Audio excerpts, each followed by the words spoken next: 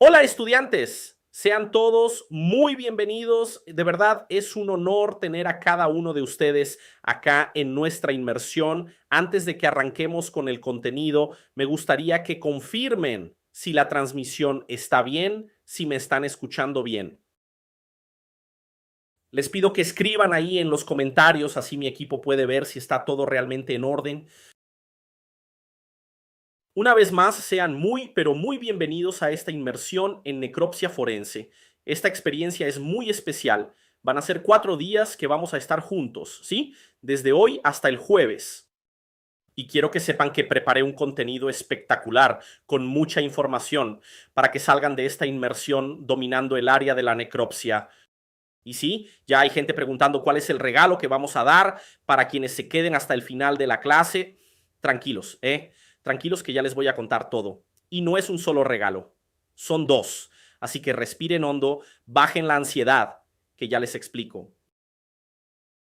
Bueno, el equipo ya confirmó que el audio y el video están bien, ya tenemos varios comentarios diciendo que la conexión está excelente, así que voy a dar inicio a nuestra temporada de clases.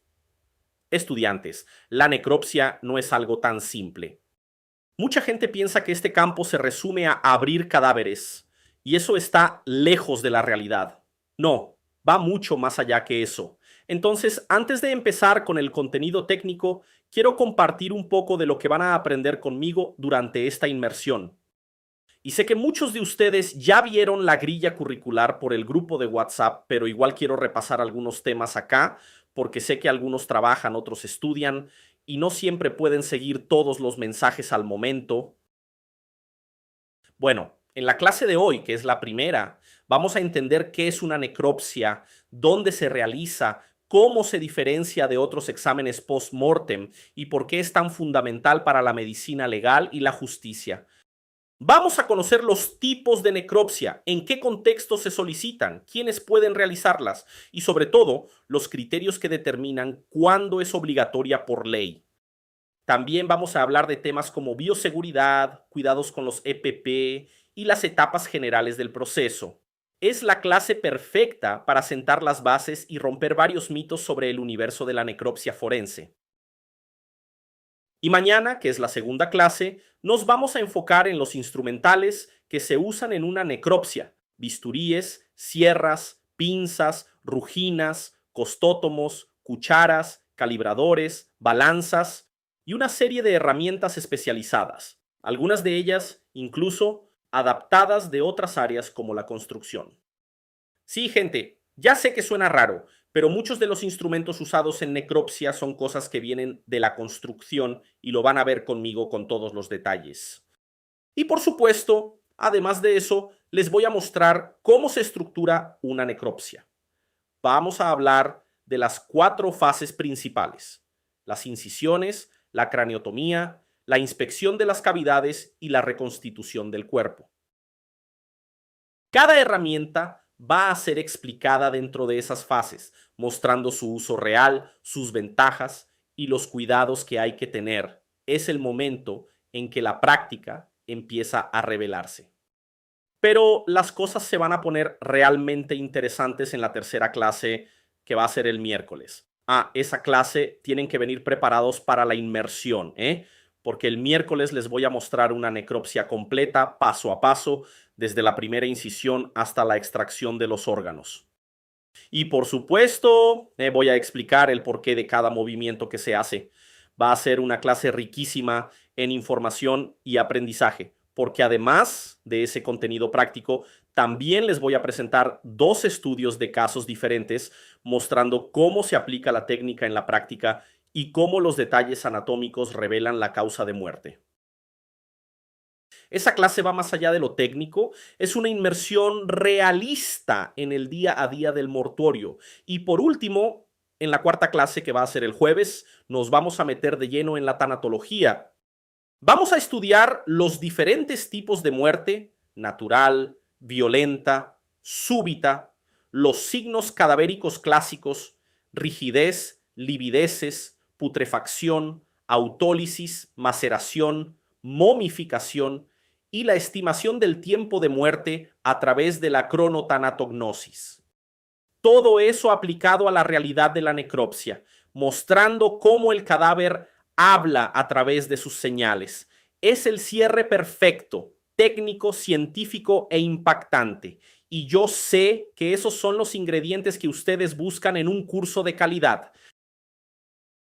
¿Alguien acá esperaba que esta inmersión de clases fuera a abarcar todo esto?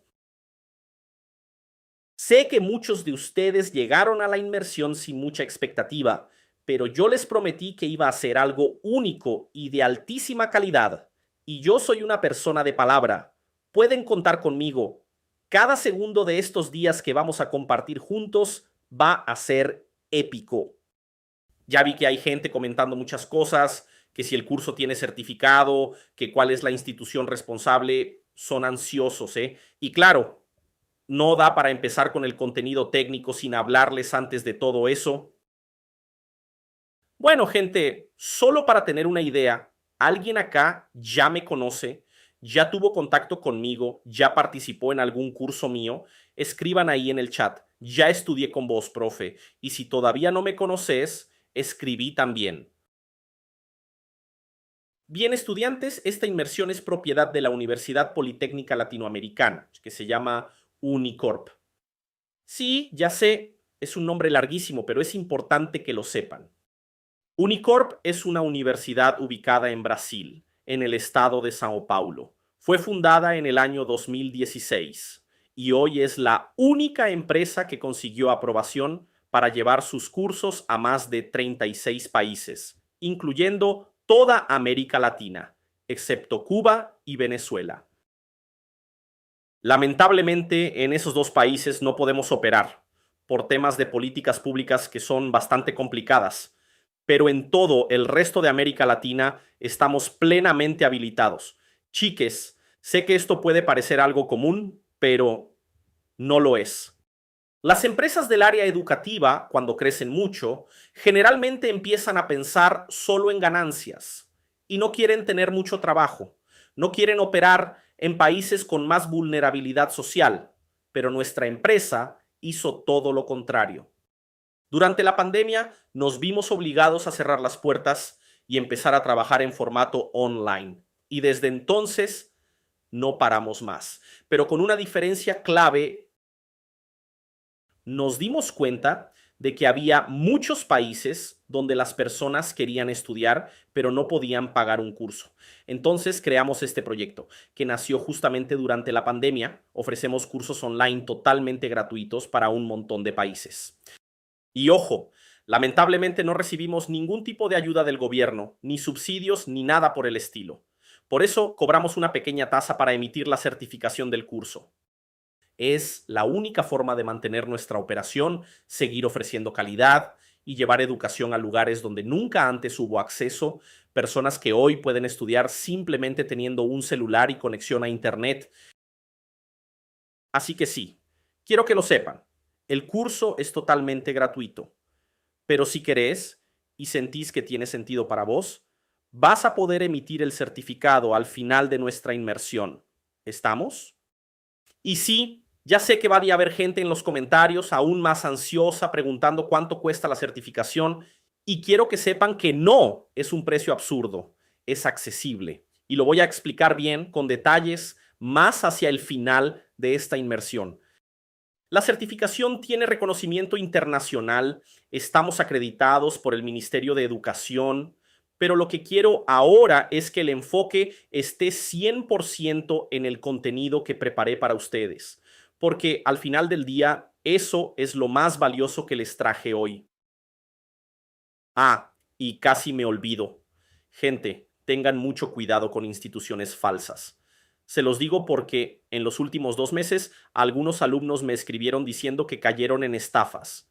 Hicieron cursos con perfiles que se hacían pasar por universidades, copiando incluso parte del nombre de nuestra empresa. Y lo que pasa es esto: el alumno va, hace un curso de pésima calidad, recibe un certificado que parece lindo, pero después descubre que esa supuesta institución ni siquiera existe de verdad. No tiene número de empresa, no tiene dirección física, es todo falso, montado para engañar. En la mayoría de los casos es solo una página de Instagram con un número de WhatsApp y eso es muy grave. Y lo peor es que esas personas terminan poniendo esos certificados en el currículum, pensando que se están calificando, pero cuando un empleador chequea, se da cuenta de que es todo falso. Por eso, si de verdad valoras tu tiempo, tu credibilidad y querés algo serio, estudia solamente con quien tenga transparencia. Hoy, en este mismo momento, estás haciendo un curso con una institución fundada en el año 2016, con sede física, debidamente acreditada por los organismos educativos y con presencia en redes sociales, con un nombre limpio y visible. De hecho, les pido algo, entren al Instagram de la institución, escriban ahí @colegio Unicorp y van a ver que la empresa existe de verdad. Van a ver a nuestros alumnos en laboratorio, las clases, todo. Así que les dejo ese consejo. Mucho cuidado con las estafas. Siempre investiguen sobre la empresa, sea cual sea. Bueno, ahora sí voy a arrancar con el contenido, gente. Pero antes quiero cerrar hablando de los regalos que les prometimos para quienes se quedaran acá con nosotros. Hay gente que ya se está desesperando porque no lo mencioné todavía, así que ahí va. Durante esta inmersión preparamos 2 regalos exclusivos. Y cuando digo exclusivos, es porque no se van a liberar públicamente. Solo va a tener acceso quien esté en la clase conmigo hasta el final. Mira, el primer regalo es un material extremadamente raro. El checklist profesional de la necropsia forense. Es un PDF con todos los equipos obligatorios, los instrumentos que se usan en cada etapa de la necropsia, las fases organizadas de forma clara y práctica y los errores más comunes que tenés que evitar. Es como tener un manual de campo en tus manos, directo, objetivo y listo para usar en el día a día. Y el segundo regalo es una guía extra de tanatología forense aplicada. Es un material complementario a la clase 4, con una línea de tiempo completa del proceso de descomposición, esquemas visuales de los fenómenos cadavéricos, explicaciones simplificadas y comparaciones entre los distintos tipos de muerte. Es contenido que ni siquiera está en la clase. Es un bonus de verdad pensado para quienes quieren ir más allá. Ahora, ¿cómo haces para conseguir estos 2 regalos sin pagar nada? Es simple. En cada clase voy a decir una palabra clave. Vos tenés que anotar esa palabra, una por día. Al final de la última clase voy a pedir que me mandes esas 4 palabras clave por mensaje o las escribas en el formulario que vamos a liberar. Si tenés las 4, garantizás esos 2 materiales exclusivos. Pero ojo, esto es solo para quienes estén en vivo conmigo. Si faltás a una clase, perdiste la chance. Si tenés la clase abierta pero no estás prestando atención, vas a perder la palabra clave y te vas a quedar sin el bonus. Y mira, esa palabra clave puede salir en cualquier momento. Puede ser dentro de un ratito, en el medio de la clase, al final o en el último segundo antes de que termine. No lo sé. Va a ser aleatorio, justamente para premiar a quienes están realmente enfocados en el contenido. Y claro, está prohibido comentar la palabra clave. Yo sé que ustedes que están totalmente atentos no la van a regalar así nomás para quien fue vago, ¿no es cierto? Así que ya lo sabes, quédate conmigo de principio a fin, anota todo bien, porque esos bonus no se van a enviar después, ni se van a vender, ni se van a publicar por ahí. Son solo para quienes están acá, de verdad. Bueno, vamos con el contenido. Bueno, estudiantes, para que podamos hablar de necropsia, primero necesitamos entender de dónde surgió la necropsia en la historia de la humanidad. Y sí, capaz alguno se pregunte, profesor, ¿no habrá sido un tipo que simplemente agarró y abrió a alguien así nomás? Bueno, justamente es sobre eso que vamos a charlar ahora. El ser humano desde siempre tuvo esa intriga, esa espinita clavada sobre lo que hay dentro de sí mismo. Entonces, la historia del ser humano con la necropsia empieza hace unos 4000 años antes de Cristo. En ese momento el ser humano comenzó a tener sus primeras lecciones anatómicas, pero no con personas, sino con animales muertos. Así que, para poder entender el inicio de estos estudios anatómicos, primero hay que responder, ¿qué es un estudio anatómico? Es el estudio de la anatomía. ¿Y qué es la anatomía? Es el cuerpo, básicamente. Así que vamos a retroceder en el tiempo, bien atrás, a las civilizaciones más antiguas. La anatomía, tal como la conocemos hoy, tiene sus raíces en la observación y en la disección de animales muertos. ¿Está claro? Profe, ¿qué es disección? Ya vas a ver eso ahora, no te preocupes. En esa época la gente no tenía acceso a la tecnología médica como la que tenemos hoy. Nada de aparatos modernos, ni resonancias, ni tomografías.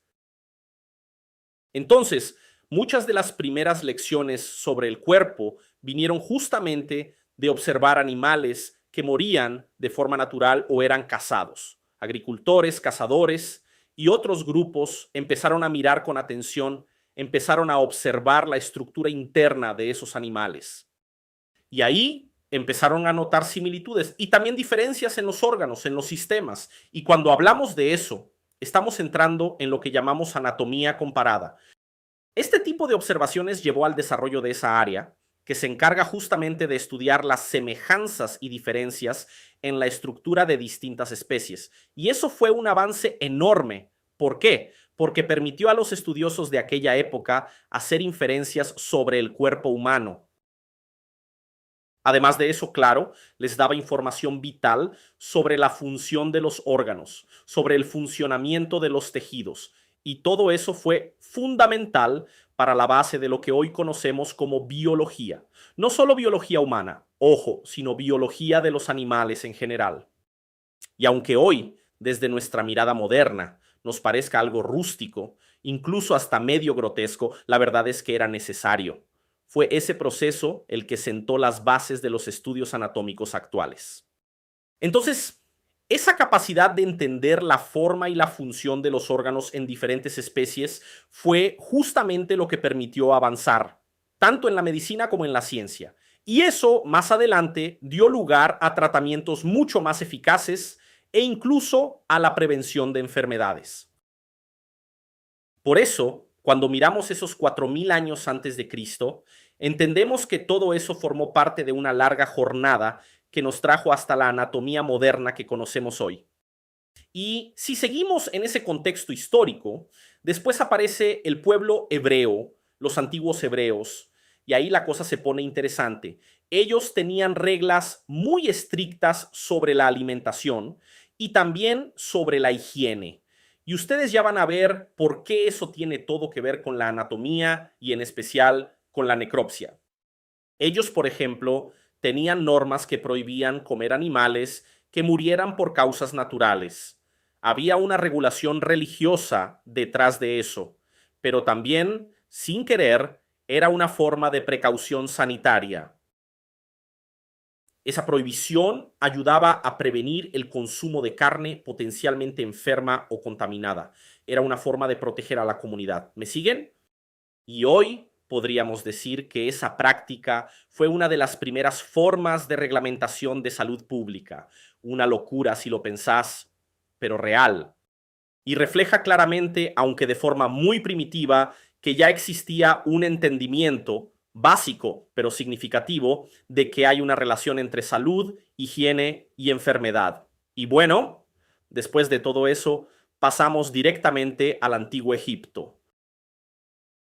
Allá en el Antiguo Egipto ya se practicaba el embalsamamiento, sí, pero además ellos eran fanáticos del estudio anatómico. Los egipcios antiguos mostraron un enorme interés por las heridas, por las fracturas, y siempre buscaban relacionarlas con el cuerpo humano, con su estructura. Ese enfoque en la anatomía fue uno de los primeros intentos reales de comprender cómo está formado el ser humano por dentro.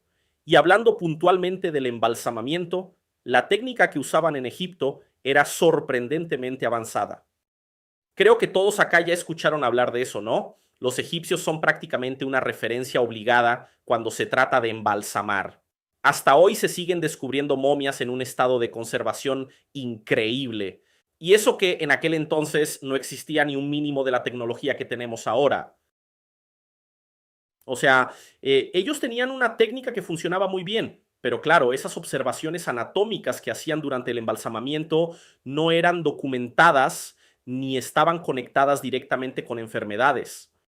Aún así, ese proceso también ayudó a que se desarrollara una mejor comprensión del cuerpo humano y fue una oportunidad muy rica para entender lesiones, trastornos y la anatomía en general con más profundidad.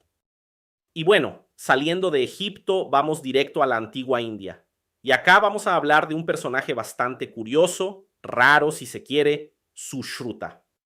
Entre los siglos 4 y 5, este hombre, Sushruta, dejó registradas muchas prácticas y manipulaciones que hacía sobre cadáveres. Hoy se lo conoce como el padre de la cirugía en India, ¿eh? Y no es poca cosa, él aportó un montón. Describió técnicas quirúrgicas y también habló sobre los instrumentos que se usaban en esas prácticas. ¿Se entiende? Miren desde cuándo estamos hablando, siglo cuarto, siglo quinto. Hace muchísimo tiempo. Y ya en ese entonces existía esa idea de que la cirugía servía para corregir algo que estaba mal en el cuerpo. Y sí, el trabajo de Sushruta tuvo un impacto enorme en la medicina. Fue un punto de inflexión, un antes y un después, porque sentó las bases de muchos avances futuros, tanto en cirugía como en anatomía. Ahora bien, vamos a entrar en un tema clave, la primera necropsia. ¿Quién realizó la primera necropsia registrada de la historia? Fue en el año 59 después de Cristo. Se hizo en una mujer llamada Agripina. Capaz a alguno le suene, fue la madre del emperador Nerón. Esa necropsia fue un evento que marcó un cambio de mentalidad, porque a partir de ahí la medicina empezó a tomar un rumbo más científico, más objetivo, se dejó de lado un poco la superstición y se empezó a estudiar la muerte y las enfermedades con otra mirada. Y después, entre los años 1201 y 1302, estamos hablando de un periodo de 101 años, empezó a desarrollarse una visión más concreta de lo que hoy conocemos como necropsia forense. Y ahí tenemos que nombrar a dos figuras clave de esa época, Guillermo de Saliceto y Asolino.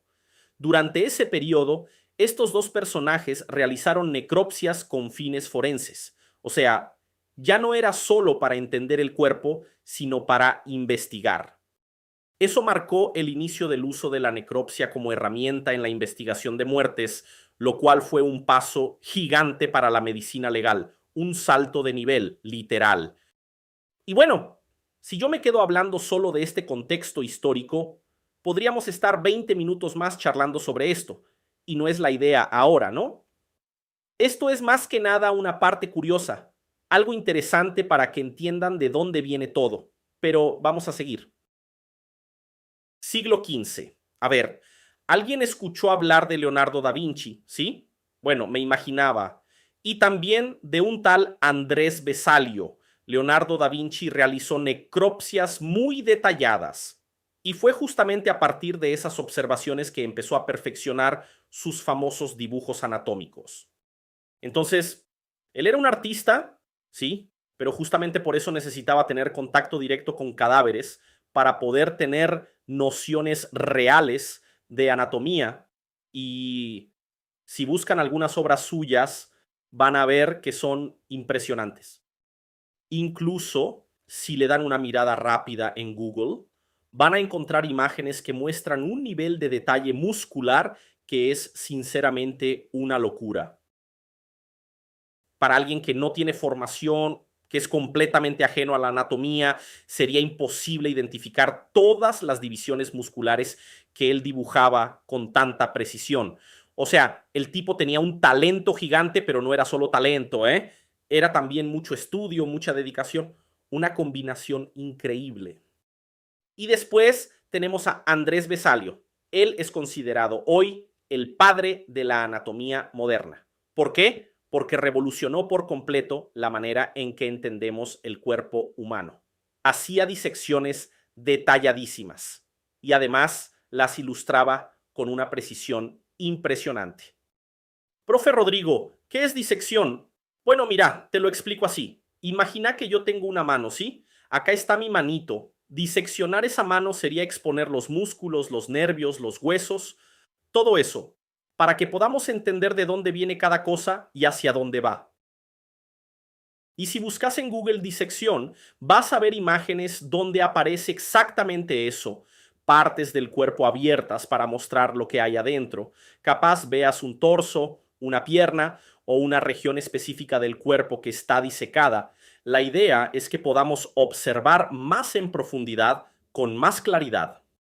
Entonces, la disección sirve justamente para tener una visión más completa de una pieza anatómica. Esa pieza puede ser un órgano, puede ser un tejido o incluso un cuerpo entero en un área determinada. En fin, muchas cosas fueron pasando con el tiempo hasta que llegamos a lo que hoy conocemos como necropsia. ¿Y cuál es el concepto de necropsia? Vamos a hablar de eso. La necropsia, que muchas veces también se llama autopsia, aunque hay una diferencia que ya te voy a explicar, es un procedimiento médico que consiste en inspeccionar un cuerpo con todo detalle después de la muerte. Es decir, se realiza una investigación directa sobre el cuerpo. ¿Para qué sirve eso? Sirve para que podamos entender cómo funcionan ciertas enfermedades. Es clave para la investigación forense y también para el avance de la medicina, sobre todo cuando aparece una enfermedad nueva. Ejemplo, el COVID. ¿Cómo estudiamos el efecto de un virus? ¿Cómo sabemos lo que provoca en el cuerpo? Bueno, solo hay una forma: abriendo el cuerpo y observando los daños que dejó. Así que en esta clase vamos a explorar un poco más sobre los diferentes aspectos que envuelven la necropsia y también vamos a hablar de la terminología que se usa. Primero lo primero, necro significa muerte y psia viene de opsis, que significa ver. Entonces el término necropsia proviene de dos palabras griegas: necros, muerte, y opsis, vista, y se refiere a la observación directa de un cuerpo muerto, porque claro, si fuera un cuerpo vivo no sería necro, ¿verdad? Entonces, lo que llamamos examen necroscópico es una investigación sistemática que se hace sobre un cuerpo sin vida. Consiste en una evaluación externa, o sea, lo que se puede ver a simple vista, y también en una evaluación interna, donde se abre el cuerpo para determinar cuál fue la causa de la muerte o para detectar alguna enfermedad o lesión que haya quedado registrada ahí. Ahora, hablando de la autopsia, ese término viene del griego auto, que significa uno mismo, como cuando decimos autosuficiente, que significa que uno mismo se basta, ¿no? Entonces, si lo pensás bien, decir autopsia sería como decir que el cadáver se está estudiando a sí mismo. Y claramente eso no es posible. Por eso, aunque el término autopsia no está del todo mal, en realidad no es el más preciso. No está incorrecto, pero los profesionales del área prefieren usar necropsia. ¿Por qué? Porque el cadáver no puede hacer un estudio de sí mismo. Es obvio, pero bueno, autopsia es un término que se popularizó, se volvió común y hoy la mayoría de la gente lo conoce así. Pero si vamos a hablar con propiedad, el término correcto es necropsia, ¿ok? Entonces, la necropsia nos da señales valiosísimas sobre el estado de salud de la persona antes de morir. Sí, antes de la muerte. Esa es la clave. Bueno, ahora sí, vamos a avanzar porque vamos a empezar a disecar este tema juntos. Vamos, vamos que se pone bueno. Vamos a hablar ahora de la necropsia anatomoclínica, que también se conoce como necropsia anatomopatológica o necropsia no judicial. Son tres nombres distintos, pero que básicamente se refieren a lo mismo. Este tipo de examen se hace después del fallecimiento, eso es clave, y se realiza principalmente con fines médicos y educativos. Anota eso, porque es importante y se pregunta mucho. El objetivo principal es entender qué patologías llevaron a esa muerte y qué complicaciones pudieron haber aparecido en ese proceso. ¿Quién realiza este tipo de necropsia? Un médico anatomopatólogo que está especializado justamente en anatomía patológica. Este profesional se enfoca especialmente en el análisis de tejidos y órganos para poder determinar la naturaleza y la extensión de las enfermedades. Eso es lo más importante. Entonces, ¿cuál es el propósito de esta necropsia anatomopatológica? Comprender a fondo la enfermedad. Es decir, obtenemos información súper valiosa sobre cómo es esa patología, cuánto avanzó, qué complicaciones causó, cómo afectó al cuerpo en el corto y en el largo plazo. Y sobre todo, mejoramos el diagnóstico. Esa es una de las funciones más importantes de esta práctica. Ayuda a que el diagnóstico médico sea más preciso y eso nos abre el camino para encontrar tratamientos más efectivos. Todo parte de ahí. ¿Y cuál es el valor educativo de este tipo de proceso? Bueno, es una fuente riquísima de aprendizaje. Es como una escuela práctica de patologías. Sirve muchísimo en la formación de futuros médicos. Brinda conocimiento real, detallado, sobre las enfermedades, sobre cómo se ven por dentro. ¿Quedó claro? Ahora sí, pasamos al otro tipo de necropsia. Acá ya vamos marcando una diferencia clave. Este otro tipo es la necropsia forense, también llamada médico-legal o judicial. La necropsia forense se realiza con fines legales y tenés que grabarte esto porque puede aparecer en exámenes o concursos, ¿eh? Es importantísimo. A diferencia de la necropsia anatomoclínica, la necropsia forense tiene como objetivo principal determinar la causa de la muerte en situaciones que involucran posibles delitos, negligencias u otros hechos que necesitan ser investigados. ¿Y qué es eso de negligencias, profe? Bueno, te doy un ejemplo. Una persona que muere en el hospital, pero hay dudas sobre si recibió el tratamiento correcto. Entonces, ahí entra la necropsia forense para aclarar qué pasó realmente. Vamos a ver más a fondo estos aspectos, porque son clave para entender la función de esta práctica dentro del sistema judicial. ¿Quién realiza la necropsia forense? Bueno, puede ser un médico legista o también un profesional en patología forense. Y claro, también existen otras figuras como el auxiliar de necropsia y el técnico en necropsia, que en la práctica son prácticamente el mismo perfil, cambia apenas el nombre, el título. El auxiliar y el técnico están ahí para asistir al médico legista durante todo el procedimiento. Ahora, en la vida real sabemos que en la práctica la cosa no siempre es tan exacta como en la teoría. A veces el médico legista termina solo firmando el informe y el trabajo más operativo queda a cargo del técnico o del auxiliar. Pero ojo, no podemos generalizar, ¿sí? Yo no estoy dentro de todos los IMLs de Argentina ni de Brasil, así que no podemos meter todo en la misma bolsa. Lo cierto es que hoy existen profesionales excepcionales en el campo forense, gente realmente comprometida con conocimiento técnico y experiencia. Entonces, para resumir, ¿quién realiza este tipo de necropsia? ¿Un médico legista o un patólogo forense? ¿Y en qué circunstancias se hace? ¿Por qué motivo? Generalmente se realiza en casos de muerte sospechosa, muerte violenta, muerte accidental o cualquier muerte que no tenga una causa natural. O sea, el fallecimiento no fue algo natural. ¿Y cuál es el objetivo de la necropsia forense? Determinar la causa de la muerte, investigar cómo y por qué ocurrió ese deceso. También cumple la función de recolectar evidencias y esas evidencias justamente son las que después se usan en procesos judiciales. Cuando escuches forense, tenés que asociarlo automáticamente con foro. ¿Y foro? ¿Qué te suena? A proceso, a juicio, el procedimiento judicial. Entonces, si hay una muerte violenta, lo más probable es que haya un proceso judicial detrás. Alguien va a tener que ser responsabilizado. Alguien va a tener que enfrentar consecuencias. ¿Voy muy rápido? ¿Todo bien hasta acá? Perfecto. Sigamos entonces. Estudiantes, esas evidencias recolectadas también sirven para la investigación criminal. Son datos valiosísimos. Ayudan tanto a la policía como a los fiscales a avanzar en la investigación y a entender lo que realmente pasó. Y sí, tienen un rol fundamental dentro de la justicia.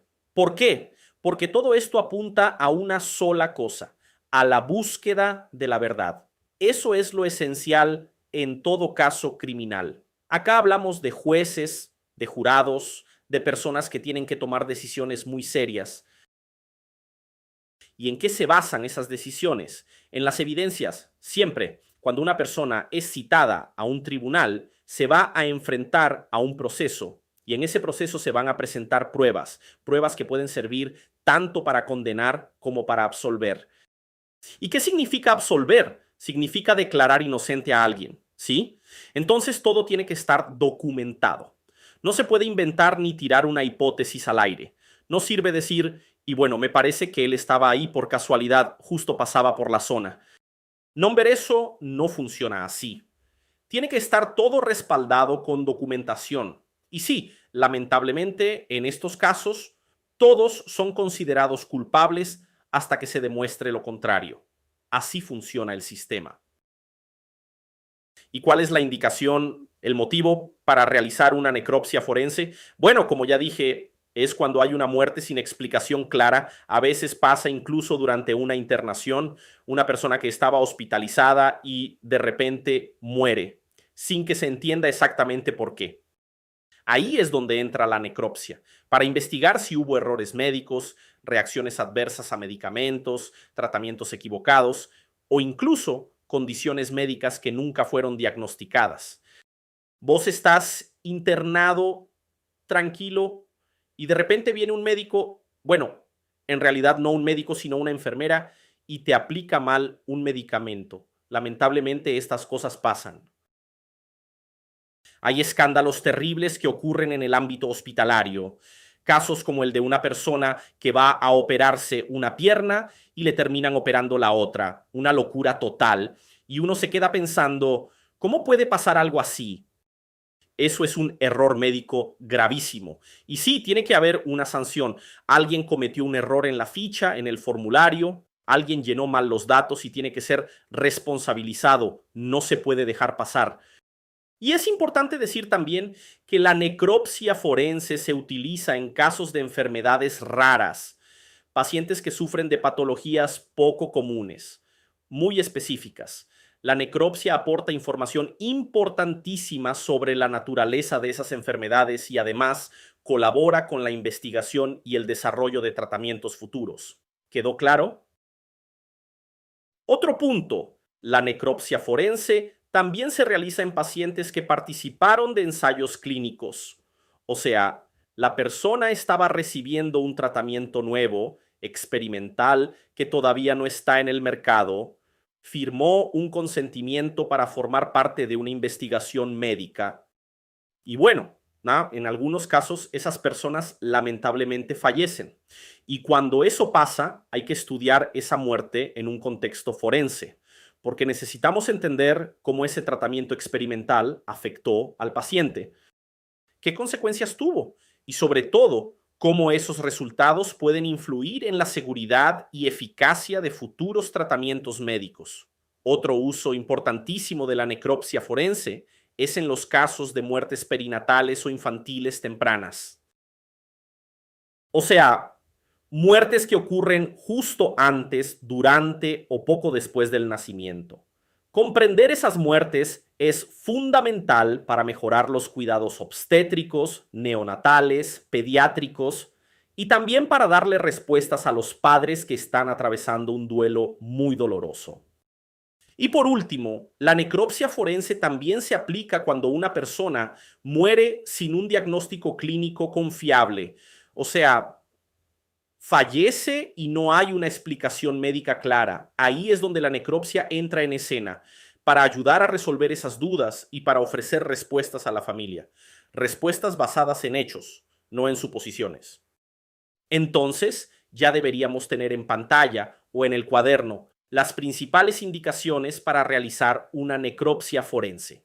Vamos a repasar: muerte violenta, muerte de causa sospechosa, muerte natural, pero con antecedentes patológicos, y también muertes que presentan evidencias clínicas dudosas. Pero ojo, atención con esto.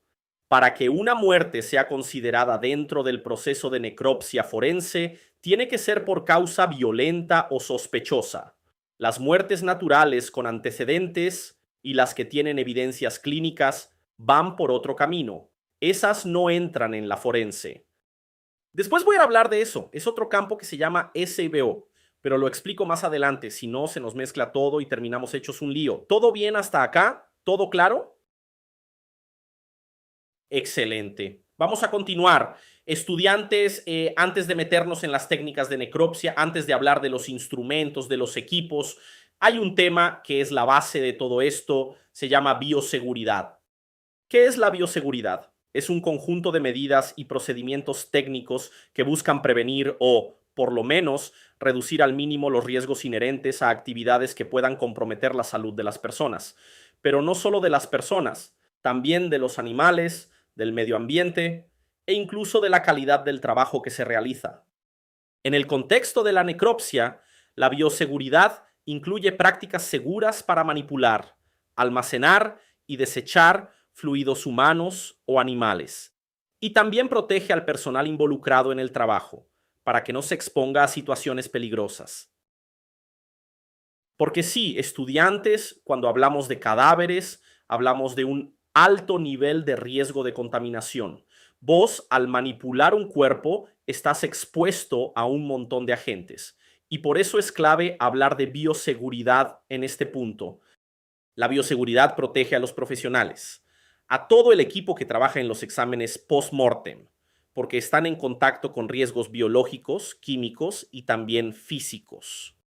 La idea es mantener la integridad del análisis siempre.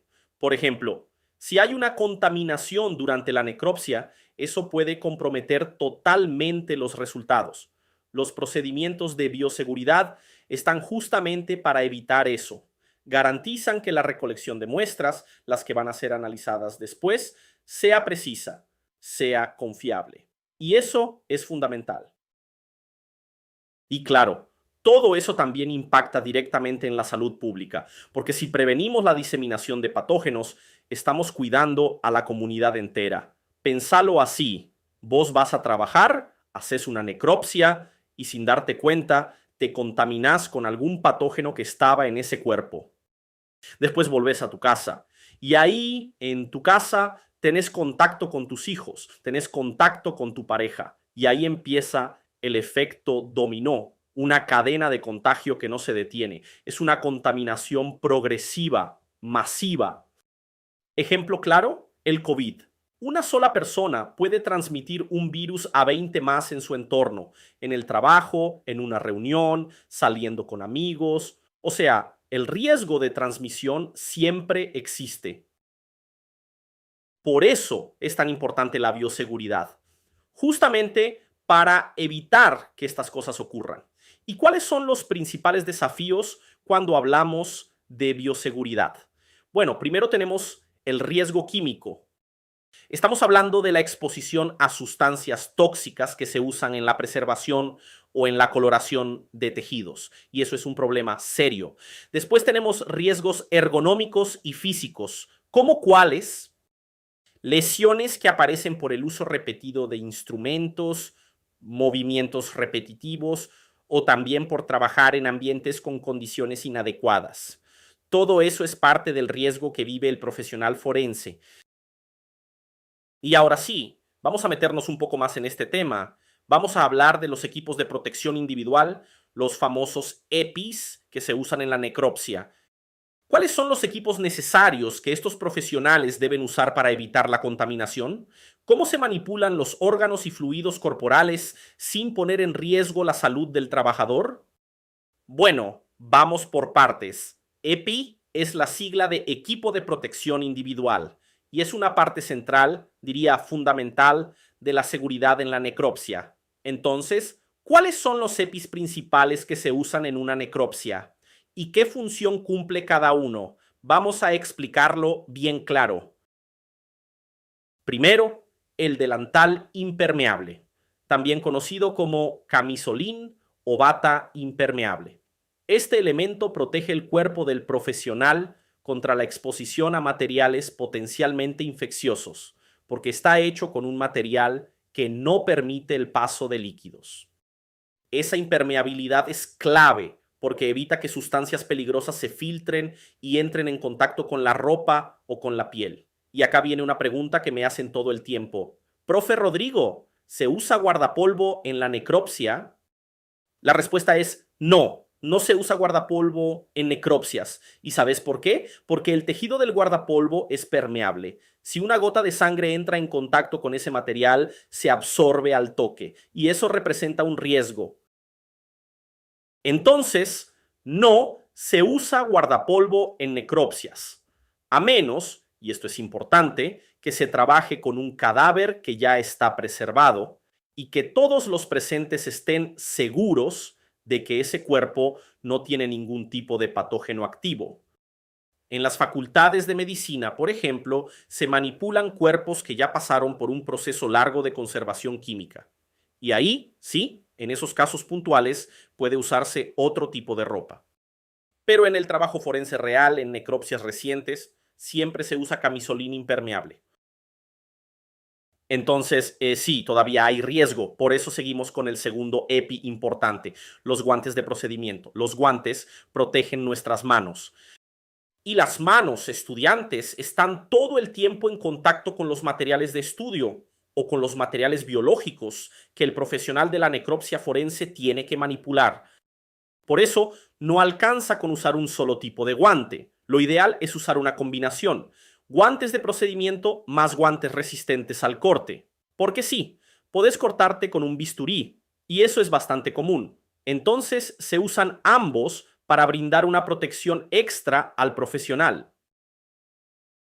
También se utilizan en la necropsia las gafas de protección y los protectores faciales. Estos elementos protegen los ojos y la cara de posibles salpicaduras. Ayudan a reducir el riesgo de exposición ocular a agentes infecciosos. Y sí, si algo te entra en el ojo, es prácticamente lo mismo que si te lo tragaras. El ingreso de un patógeno por la mucosa ocular es tan peligroso como si fuera por vía oral. Por eso es tan importante el uso del protector facial. No es un detalle menor.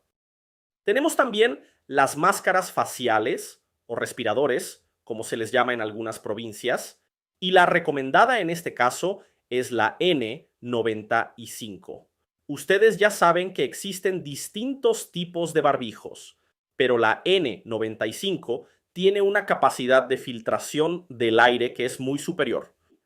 Esa filtración es fundamental para evitar inhalar gases o partículas que puedan ser potencialmente peligrosas durante una necropsia. Otro elemento clave son las botas de caña alta, impermeables. Sí, las botas protegen nuestros pies y también parte de las piernas, porque al tener caña larga, cubren zonas que están en contacto directo con las sustancias que pueden estar en el piso de la sala. Y hablando de protección, también se utilizan protectores auditivos. ¿Y eso para qué? Bueno, se usan cuando es necesario trabajar con equipos ruidosos. Ayudan a proteger la audición del profesional. Profe Rodrigo, para un poco. Yo pensaba que los protectores auditivos se usaban solamente en fábricas o industrias. Y sí, es lo que mucha gente piensa. Pero número. A veces, en necropsia, se usan herramientas que hacen bastante ruido. Por ejemplo, las sierras. Por lo general, se prefiere la sierra manual porque la automática genera mucha suciedad y tiene más riesgo de contaminación, pero depende del caso. Y si hablamos de herramientas, les cuento algo que tal vez no sabían. En medicina, sobre todo en ortopedia, se usa taladro. Sí, escucharon bien. En las cirugías ortopédicas se usan taladros, como los de construcción. Busquen imágenes. Cuando hay que reemplazar una rodilla por una prótesis, por ejemplo, en casos de condromalacia patelar, el procedimiento requiere herramientas pesadas, literalmente perforan el hueso y usan elementos que te dejan con la boca abierta, golpes, martillazos, tec-tec, una cosa tremenda. Entonces, sí, hay herramientas que se usan en construcción que también se utilizan en necropsia, pero eso lo vamos a ver con más detalle un poco más adelante. Y seguimos. También se usa gorro. Las famosas toucas o cofias. El gorro cumple una función básica pero importante. Evita que el cabello entre en contacto con las sustancias del entorno. Además, ayuda a retener partículas que podrían quedar flotando en el aire. Y esto no es solo para mujeres, ¿eh? También aplica a hombres con el cabello largo. Cualquier profesional que tenga el pelo suelto o largo debe usar cofia para evitar contaminación cruzada. Entonces, claro, imagínate que pasas caminando por algún fluido sin darte cuenta y después eso te queda ahí pegado, contaminando todo. No da. Por eso es fundamental usar cofia, ¿sí? Siempre. Bien, estudiantes, ahora vamos a hablar sobre la selección, el uso, el mantenimiento y el descarte de estos equipos de protección individual. Porque no alcanza con tenerlos, hay que saber usarlos bien. Algunos EPIs se pueden reutilizar, otros no. Y eso hay que tenerlo claro. Entonces, es crucial elegir el EPI adecuado según los riesgos potenciales que implica cada necropsia, porque no es todo igual. Eso puede variar según la causa de muerte o las enfermedades que se sospecha que tenía ese cuerpo. Porque, a ver, cuando un cadáver llega al laboratorio, generalmente se tiene una idea aproximada de su origen. Uno puede imaginar, por ejemplo, que fue una muerte violenta y pensar, bueno, me parece que no tiene ningún patógeno, pero no se puede estar 100% seguro. Ahora, si era una persona que venía de una internación hospitalaria, ahí el riesgo cambia y todo eso exige otro nivel de cuidado. También hay que hablar del entrenamiento. Sí, el personal necesita una capacitación adecuada para poder usar los EPIs correctamente. Tenés que saber cómo ponértelos y también cómo sacártelos sin generar contaminación cruzada. Por ejemplo, ¿cómo se sacan los guantes? Muchos hacen mal. Se sacan un guante y después se lo quitan con la otra mano tocando por fuera. No, no es así. Hay una técnica específica para eso. Primero, sacas un lado y después, con cuidado, el otro, sin volver a tocar el exterior del guante contaminado. Hay videos buenísimos sobre esto. Si quieren, búsquenlos en YouTube. La gente de enfermería lo maneja muy bien, justamente para evitar infecciones cruzadas. Otro punto es la mantención de los EPIs. Sí, porque si no se hace un mantenimiento regular, esos equipos pierden su eficacia. Y también tenés que saber dónde descartarlos, porque no se puede tirar un guante usado en cualquier lado. Si vos trabajás en un laboratorio, no podés agarrar los guantes usados y tirarlos en el tacho común, y mucho menos llevártelos a tu casa para tirarlos ahí. Eso genera un problemón. Estamos hablando de residuos biológicos. No pueden ser descartados en un contenedor común. Tenés que usar los recipientes adecuados para su tratamiento posterior. Es una cuestión de salud pública. ¿Todo claro hasta acá?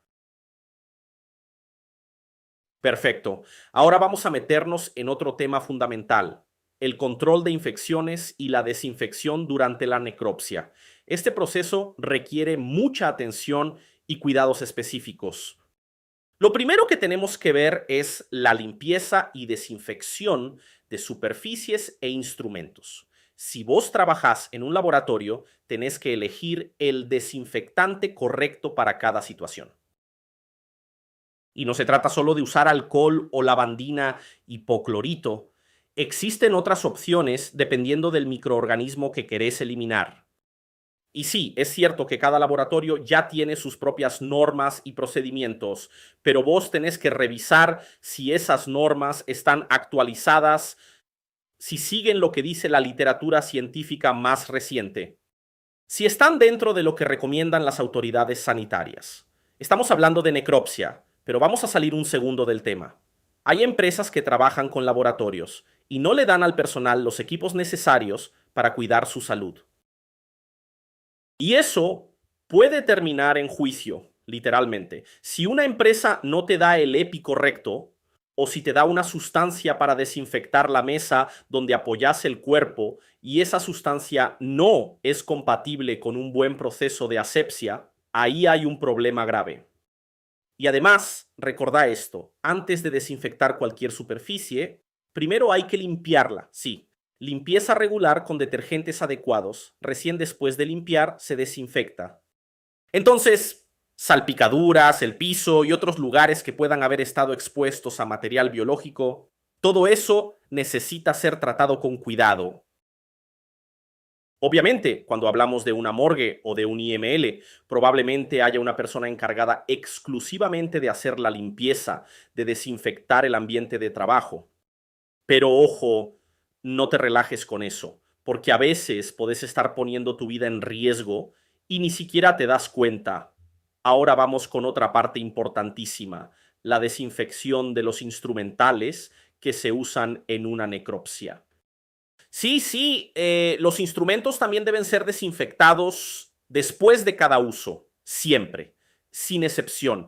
¿Y cómo se hace eso? Bueno, uno de los métodos más comunes es la autoclave. Capaz muchos de ustedes no conocen todavía qué es un autoclave. Es un aparato que sirve justamente para esterilizar los instrumentos.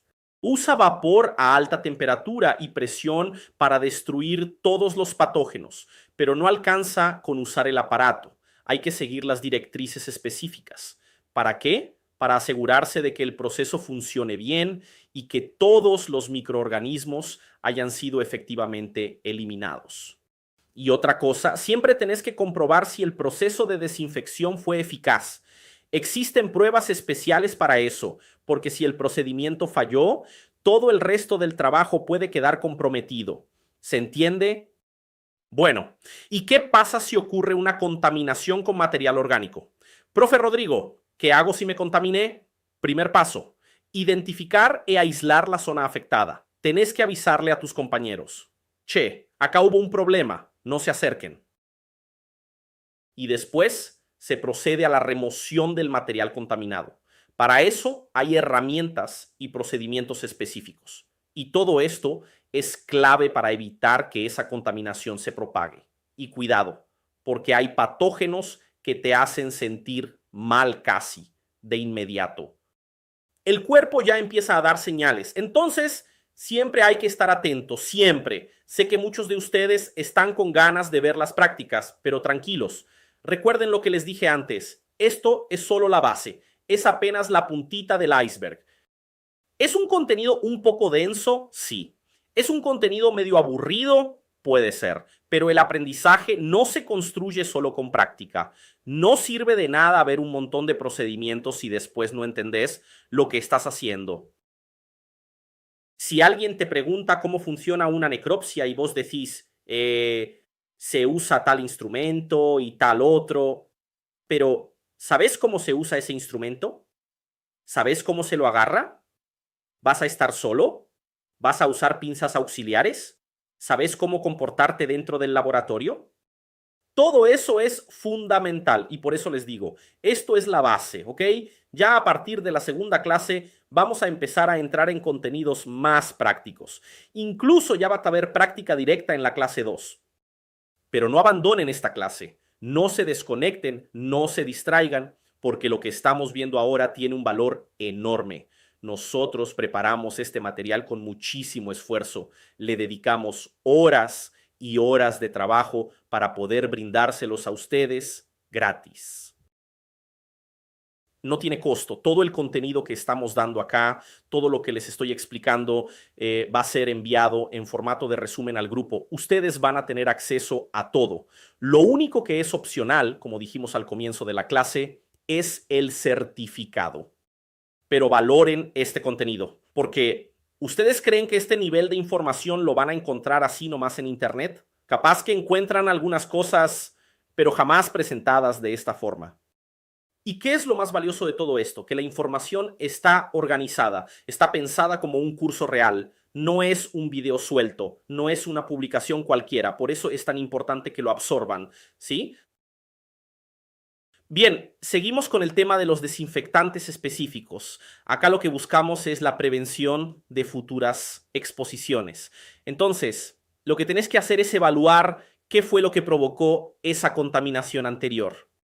Una vez que identificas la causa, vas a poder implementar medidas para evitar que vuelva a ocurrir. Y muchas veces, fíjate esto, esas medidas ya existen, pero el profesional que está ahí haciendo el procedimiento, termina siendo negligente. Sí, pasa mucho. Uno se empieza a relajar, empieza a subestimar algunos riesgos y ahí es donde se complica. Esperen un segundo que voy a conectar el proyector a la batería porque ya me está avisando que queda poca carga y no queremos que esta clase se corte de golpe, ¿no? Ahí va. Listo. Ahora sí, volvemos al contenido. ¿Todo bien por ahí? ¿Estamos? Bien. Sigamos. Entonces, como les decía, a veces es el profesional el que se vuelve negligente. Por eso hay que estar atentos. Y uno de los puntos clave es el manejo de residuos biológicos. ¿Qué significa el manejo de residuos biológicos? Bueno, significa que tenés que hacer una recolección y un almacenamiento seguro de esos residuos. El almacenamiento tiene que ser adecuado. ¿Por qué? Porque así evitas riesgos tanto para tu salud, que sos quien está al frente del procedimiento, como para la salud de tus compañeros y también del medio ambiente. Después, otro paso fundamental es la clasificación de los residuos. Eso permite aplicar el tratamiento correcto para cada tipo, porque no todo residuo se trata igual. Y ahí viene el momento del tratamiento y el descarte apropiado. Eso se hace siguiendo siempre las reglamentaciones locales. No es a criterio personal. Cada jurisdicción tiene sus normas y hay que respetarlas.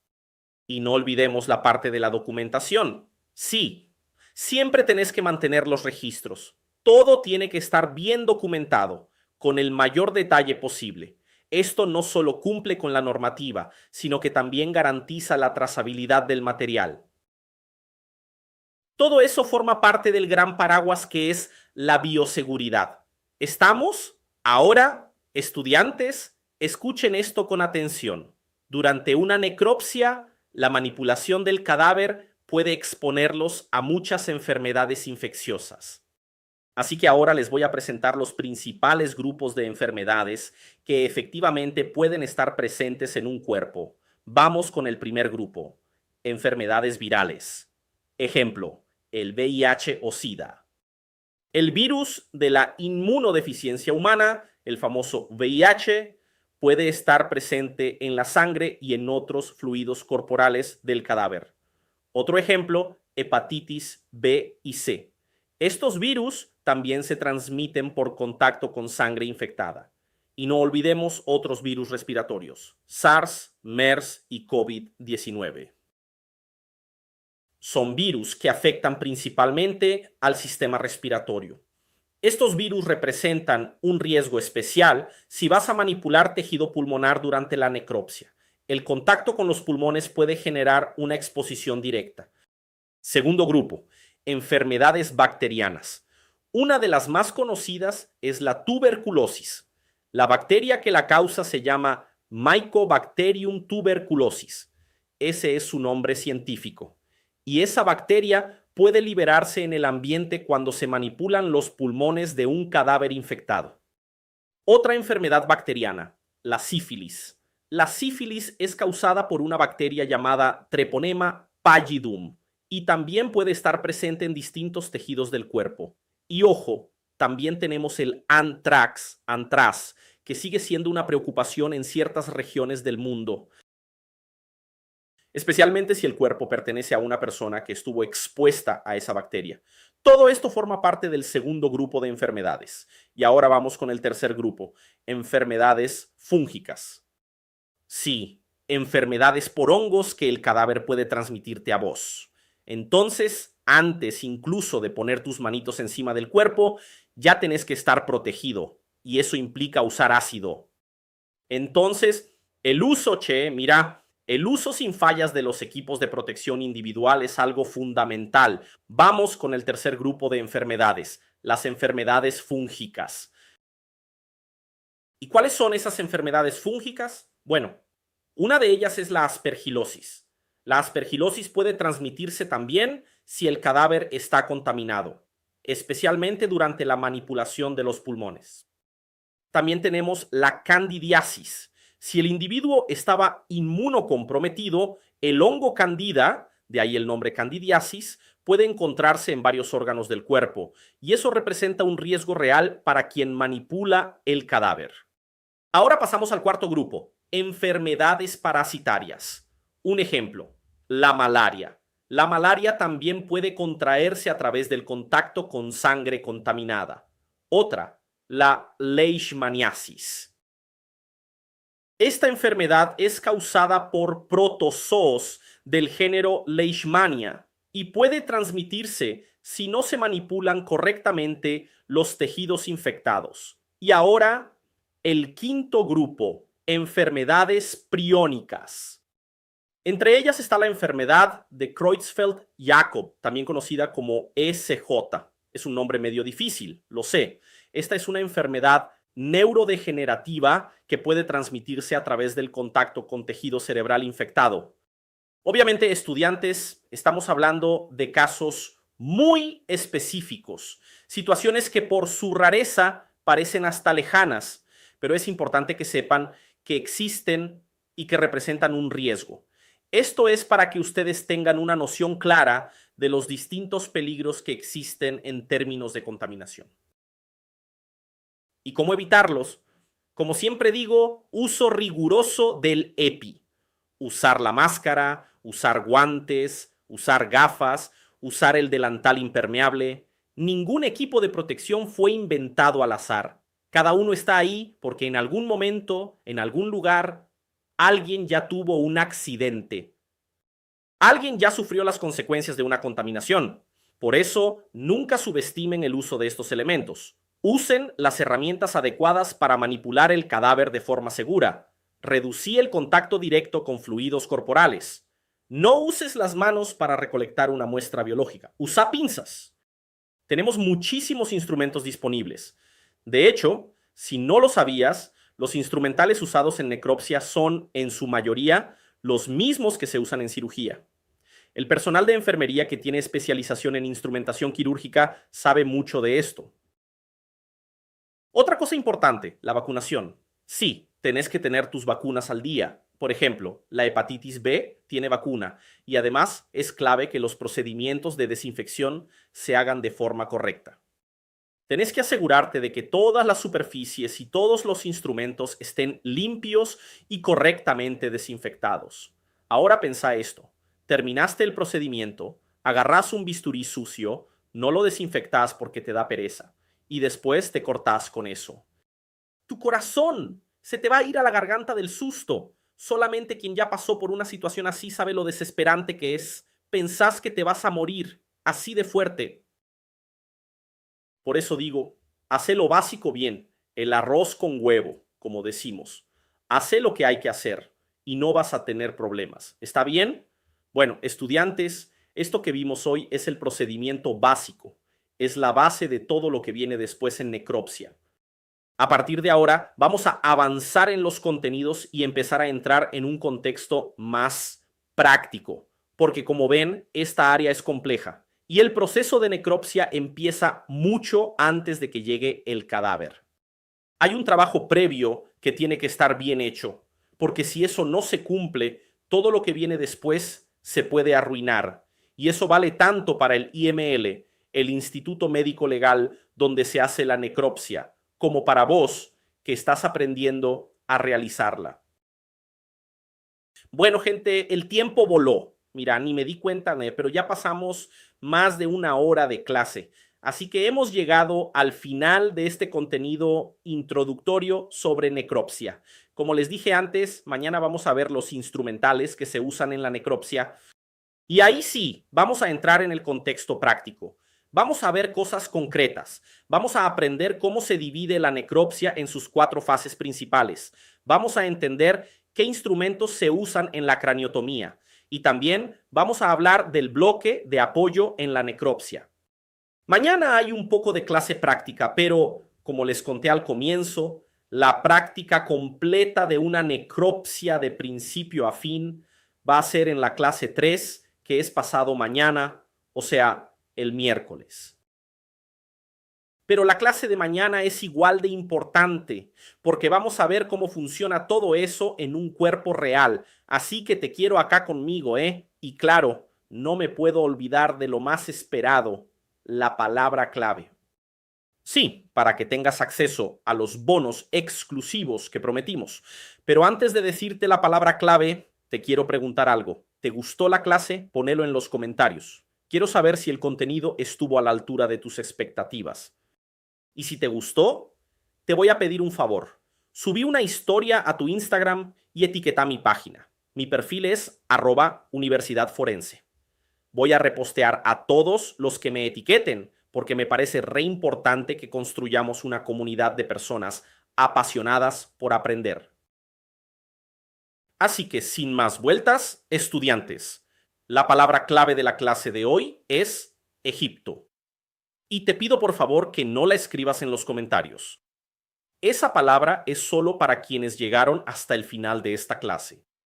Y para vos, que te quedaste hasta acá, gracias. De verdad, gracias por tu esfuerzo. Estás un paso adelante de ese 99% de personas que hoy, un lunes, no hicieron absolutamente nada por su futuro. Tu dedicación merece ser reconocida y me siento honrado de tenerte conmigo en esta clase. Eso fue todo por hoy, gente. Cuento con cada uno de ustedes para la clase de mañana. Un abrazo enorme y nos vemos pronto.